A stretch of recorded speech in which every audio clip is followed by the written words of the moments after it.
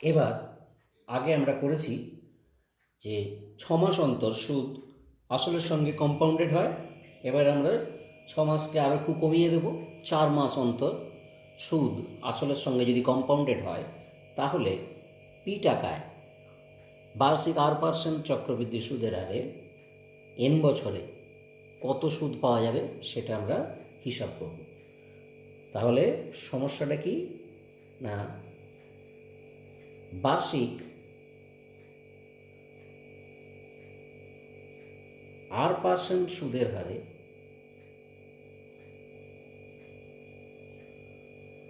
P টাকার n বছরের চক্রবৃদ্ধি সুদ নির্ণয় করতে হবে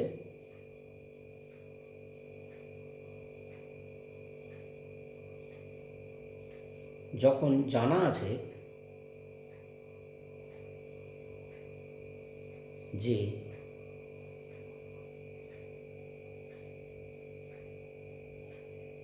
প্রতি 4 মাস অন্তর সুদ আসলের সঙ্গে যোগ হয়। এটিকে আমরা অন্যভাবেও লিখতে পারি, 4 মাস অন্তর প্রদেয় বার্ষিক 8% সুদের হারে পি টাকার n বছরের চক্রবৃদ্ধি সুদ কত হবে। এটিকেও লেখা যায়, এইভাবে লেখা যায়। তাহলে এখানে আমরা কি করব না, প্রথম 4 মাসের সুদ বের করব, পরের 4 মাসের সুদ বের করব, ইত্যাদি এভাবে আমরা এগোতে থাকবো। তাহলে প্রথম 4 মাস অর্থাৎ 4 মাস মানে 1-3 বছর। এই 1-3 বছরের সুদ কত হবে, ওই একই ফর্মুলা, আসল পি, সুদের হার আর, এবং সময়টা 1-3 বছর, ডিভাইড বাই 100 টাকা হলো কত, পি ইন্টু r/3/100। এইভাবেই লেখা থাকছে। তাহলে 4 মাস পর অর্থাৎ 1-3 বছর পর, 1-3 বছর পর সমূল চক্রবৃদ্ধি কত হবে, মানেই এটি পরবর্তী 4 মাসের জন্য আসল হবে। সমূল চক্রবৃদ্ধি হবে P plus P into r/3/100 টাকা। পি কমন নেব, পি ইন্টু 1 প্লাস r/3/100 এত টাকা।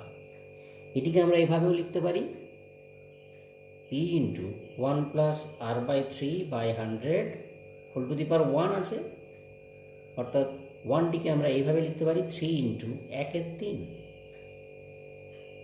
এতটা। পরবর্তী 4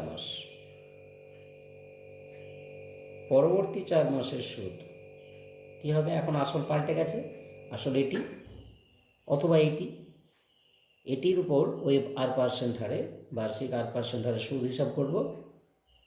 পি ইন্টু 1 প্লাস r/3/100, এটি হচ্ছে আসল, ইন্টু সুদের হার আর, 1-3 বছর সময়, ডিভাইড বাই 100 এত টাকা হলো কত না, P into 1 plus r/3/100 into আবার r/3/100।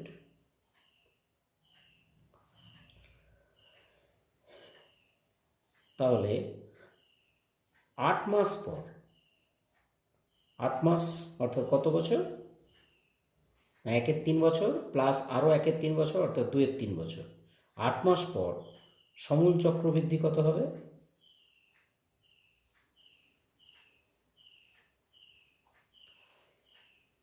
P into 1 plus r/3/100, এটি আসল ছিল, তার সঙ্গে সুদ যোগ হচ্ছে P into 1 plus r/3/100 into r/3/100 এত টাকা।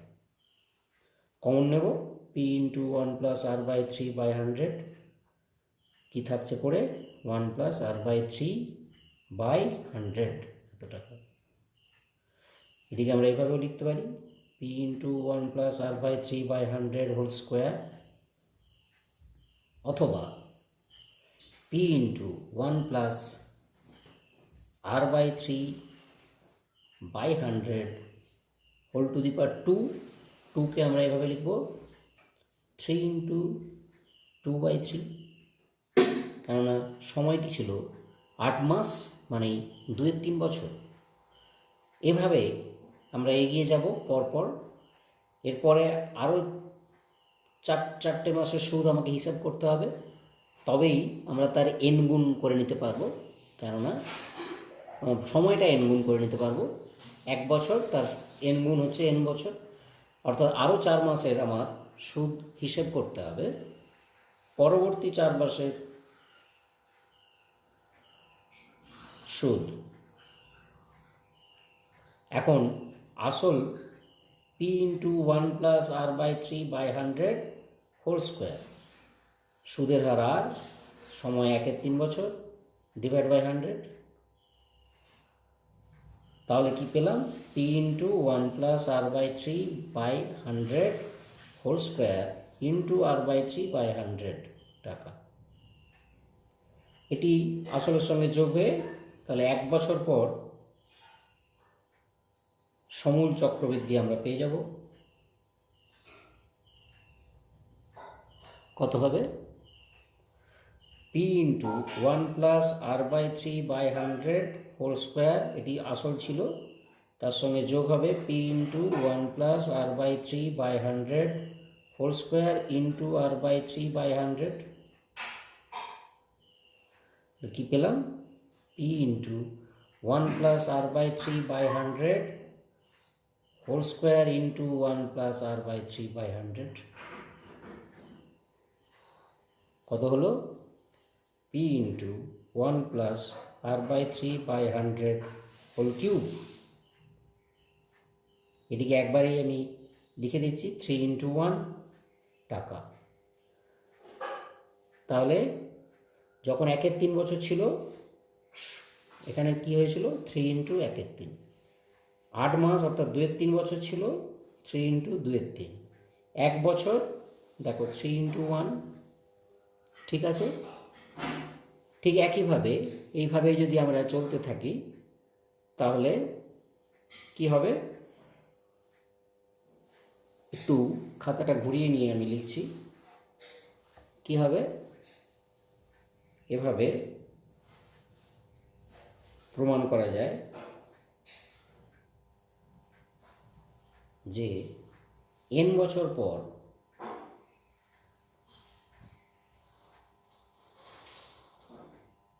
সমূল চক্রবৃদ্ধি হবে P into 1 plus r/3 by 100 whole to the power 3n টাকা। এবং ওই সময়ে চক্রবৃদ্ধি সুদ হবে, আসল বাদ দেব, অর্থাৎ P into 1 plus r/3 by 100 whole to the power 3n, এটি সুদ আসল মাইনাস পি, এত টাকা। কত দাঁড়ালো? P into 1 plus r/3 by 100 whole to the power 3n minus 1 টাকা। এবারে আমরা সুদের পর্ব আরও একটু কমিয়ে দেবো। আগে আমরা করেছি 4 মাস অন্তর সুদ আসলের সঙ্গে যোগ হয়, এবার করব 3 মাস অন্তর সুদ আসলের সঙ্গে যোগ হয়। কী হবে? সমস্যাটা হচ্ছে 3 মাস অন্তর প্রদেয়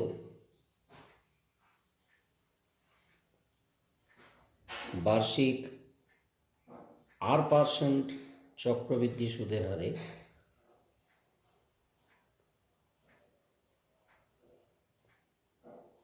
পি টাকার n বছরের চক্রবৃদ্ধি সুদ কত?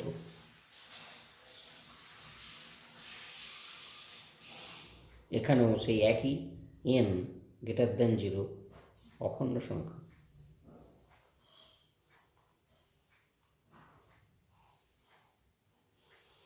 তাহলে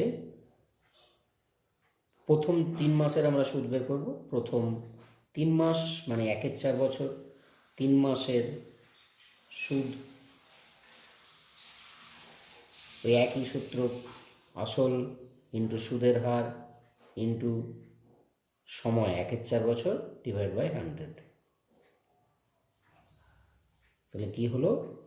পি ইন্টু R/4/100। এটিকে আমরা R/400 লিখতে পারি। তাহলে এটি দাঁড়াল 3 মাস পর, অর্থাৎ 1-এর 4 বছর পর সুদ আসল বা আমরা সময় চক্রবৃদ্ধিও লিখতে পারি সমান P plus P into R/4/100 এত টাকা। That's equal to P common 1 plus R/4/100 এত টাকা। দেখো এখানে হোল টু দি পাওয়ার আমার 1 এসেছে, 1টিকে আমরা এইভাবে লিখব 4 ইন্টু 1/4। যেহেতু সময়টা 1-এর 4 বছর, তার জন্য এখানে 4 ইন্টু 1/4 লিখলাম। এবার পরবর্তী 1-এর 4 বছরের সুদ, অর্থাৎ ওই 3 মাসের সুদ, পরবর্তী 1-এর 4 বছরের সুদ কী হবে না? আসল হচ্ছে পি ইন্টু 1 প্লাস R/4/100, এটি আসল, এর সঙ্গে সুদের হার আর এবং সময় 1-এর 4 বছর divide by 100। That's equal to P into 1 plus R/4/100 into R/4/100 এত টাকা। তাহলে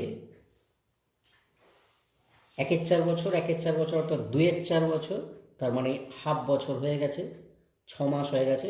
প্রথম 3 মাস হয়েছিল, তারপর আরও 3 মাস, 6 মাস হয়ে গেছে। তাহলে ওই হাফ বছরের সুদ, হাফ বছরে সুদ আসল কত হয়েছে?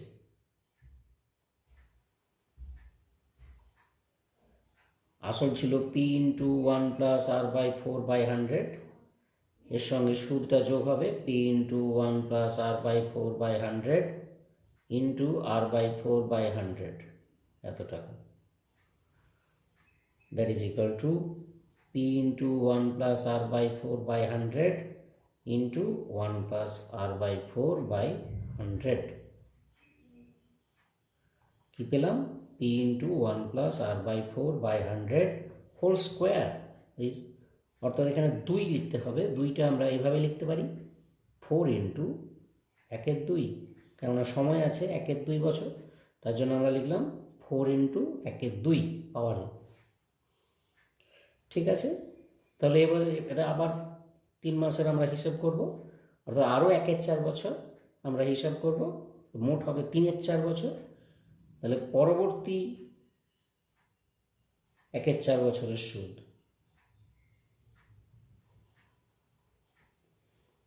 কত হবে? P into 1 plus R/4/100 whole square, এটি ছিল আসল, সুদের হার আর এবং সময় 1-এর 4 ডিভাইড বাই 100, 1-এর 4 বছর ডিভাইড বাই 100 এত টাকা। That is equal to P into 1 plus R/4/100 whole square into R/4/100 এত টাকা। মোট 1-এর 4, 1-এর 4, 1-এর 4, 3-এর 4 বছর হয়েছে, অর্থাৎ 3-এর 4 বছরে সুদ আসল কত হয়েছে?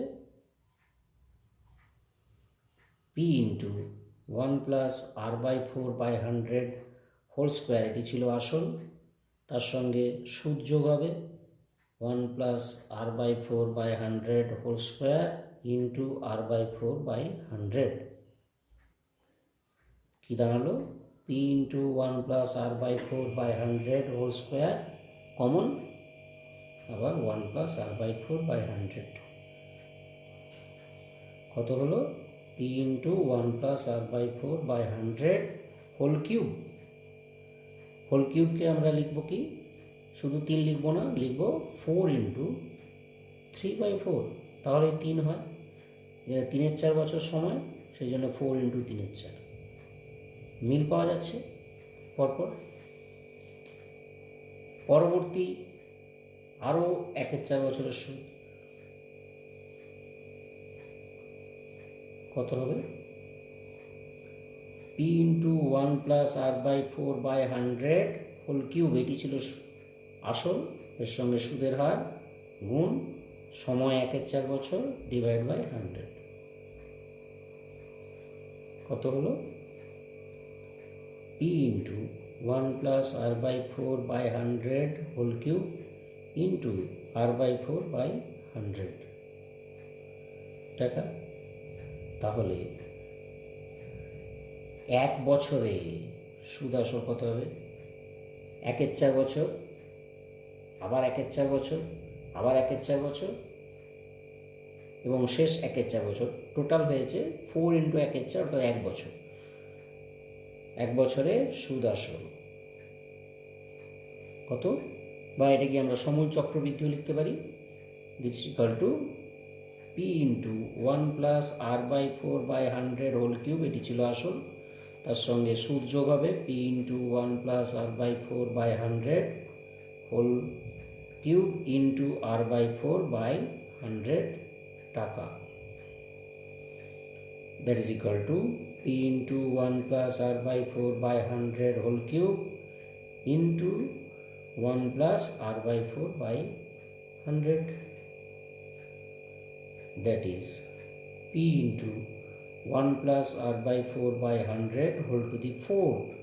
4কে আমরা 4 শুধু লিখবো না, 4 ইন্টু 1 লিখবো, কেননা সময় হয়েছে 1 বছর, এত টাকা। ঠিক মিল পাওয়া যাচ্ছে। তাহলে এইভাবে চলতে থাকলে আমরা অনুরূপভাবে প্রমাণ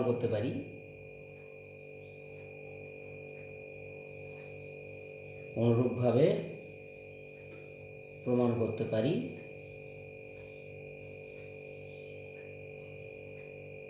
যে n বছরে সমূল চক্রবৃদ্ধি কত হবে? p into 1 plus r/4/100 whole to the 4n। এবং ওই সময়ে আসল যেটি আমাদের বের করার ছিল, চক্রবৃদ্ধির সুদ কত হবে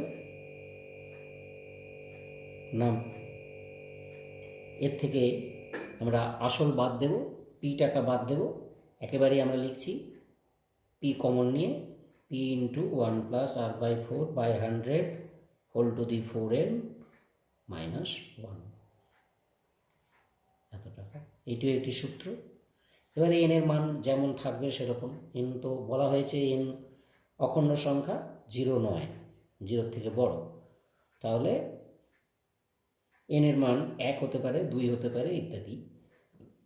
n এর মান যদি 1 হয়, অর্থাৎ সেক্ষেত্রে 1 বছর, যদিও আমি বলেছি যে তোমাদের 3টে পর্বে বেশি সুদ কষতে হবে না, অর্থাৎ n এর মান ম্যাক্সিমাম তোমাদের সিলেবাসে, যেটা এই ক্ষেত্রে অর্থাৎ যদি 3 মাস অন্তর প্রদেয় হয়, সেক্ষেত্রে ম্যাক্সিমাম তোমাদের n এর মান 3-এর 4 হবে, অর্থাৎ 9 মাসের সুদ তোমাদের হিসাব করতে দেবে। যেহেতু আমরা সূত্র হিসাবে করছি, তার জন্য আমরা n অখণ্ড সংখ্যা ধরেই সূত্রটি করেছি।